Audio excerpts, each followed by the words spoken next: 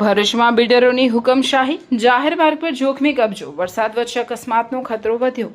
ભરૂચ શહેરના city survey office માર્ગ પર બિલ્ડરોની મનમાની સામે આવી રહી છે। મુખ્ય માર્ગ પર જ લોખંડના સળિયા જોખમી રીતે મૂકવામાં આવ્યા હોવાના નગરપાલિકાની ગટરમાં ગેરકાયદેસર રીતે પાણીનો નિકાલ કરવામાં આવી રહ્યો હોવાના ગંભીર આક્ષેપો ઉઠ્યા છે।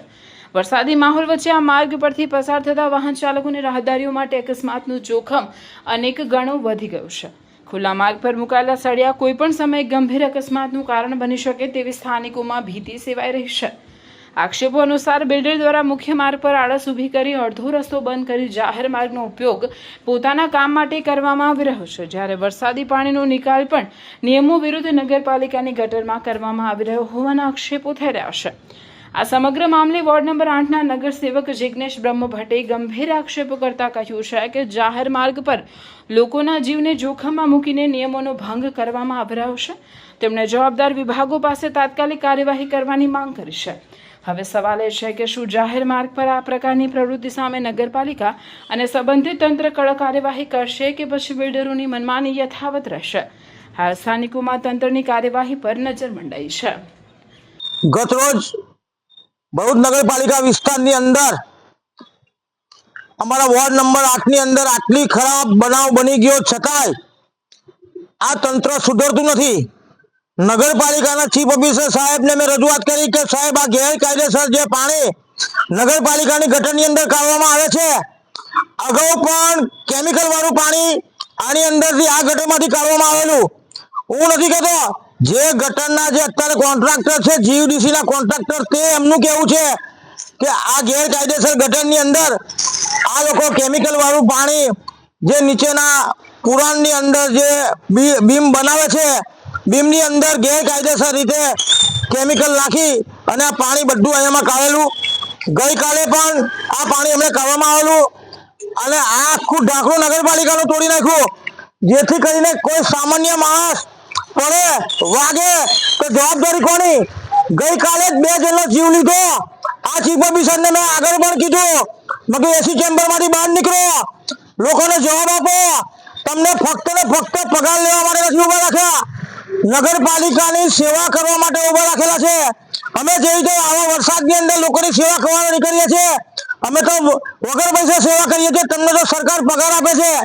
એવી જ રીતે આ સ્થાનિક બિલ્ડર દ્વારા આ સળિયા, આપ સાહેબ જોઈ શકો છો, આ સળિયા, આ બહાર ગટરનું ઢાંકણું, બેરેક, જાણે કોઈ પ્રાઇવેટ કંપનીની અંદર તમે બેરેક નાખ્યું હોય, કોઈ યુનિયન લીડર જોડે મગજમારી થઈ હોય અને બેરેક નાખ્યું હોય, એવી જ રીતે જાહેર રસ્તા પર આવા બેરેક નાખેલા છે।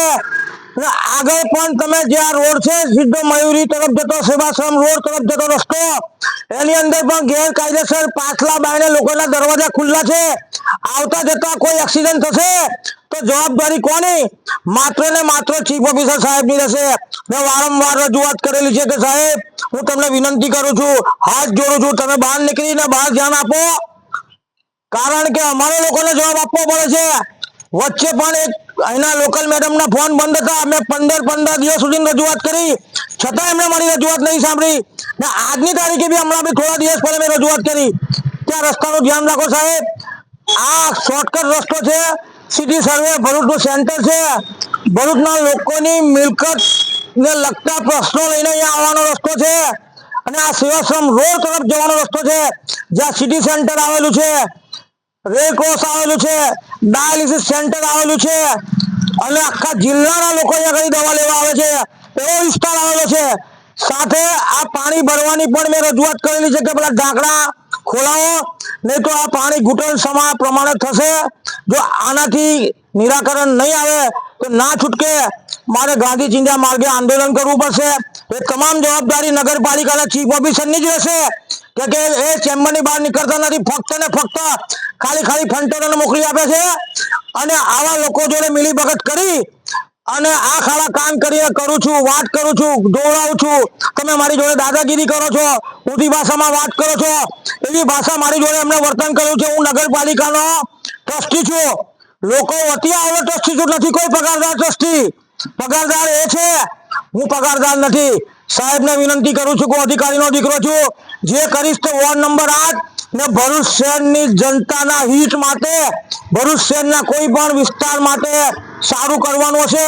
ત્યાં કોઈ પણ કામ માટે આવીને અડધી રાતે બી ઉભો રહીશ ને લોકોને જવાબ આપીશ. લોકોએ મને 17 વર્ષ પછી ચૂંટીને કઈ એમને નથી મોકલ્યો. લોકોને મારા પર વિશ્વાસ છે કે આ દીકરો સેવા કરશે, આ છોકરો સેવા કરશે, એના માટે મોકલેલો છે. આવનાર દિવસોની અંદર જો આનું આ સર્વેનું નિરાકરણ નહીં આવે તો ઉગ્ર આંદોલન ને ગાંધી ચિંધ્યા માર્ગે ભૂખ હડતાલ પર બી બેસીશ.